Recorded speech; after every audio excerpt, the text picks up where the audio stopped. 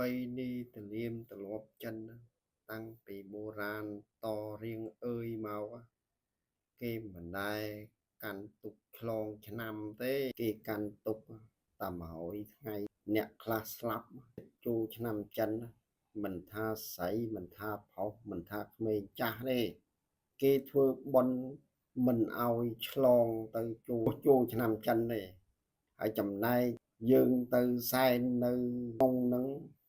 គឺការស្លាប់របស់គាត់ហ្នឹងវាកាន់ឆ្នាំទៅហើយយើងអត់មានកាន់ទុកអីទៀតទេពាក់ក្រហមពាក់លឿងឆុងផេះអ្នកដែលនិយាយថាឆុងហ្នឹងគឺជាពាក្យតល់ច្រកទេឆុងឆេះភ្លៀង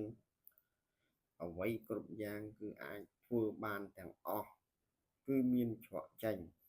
កុំកងែកកងក់កងែងកងងដូចកកងានកងក់មុននឹងអ្នកឯងច្អល់ថាពាក់អាវក្រហមឆុងគឺម្រាមដៃមួយ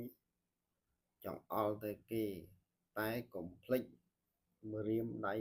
3បុកដើមទ្រូងរបស់យើងចេះឯងឲ្យក្រែងចេះគេភ្នំខ្ពស់នៅមានស្មៅដុះពីលើមើលថ្ងៃមើលម៉ោង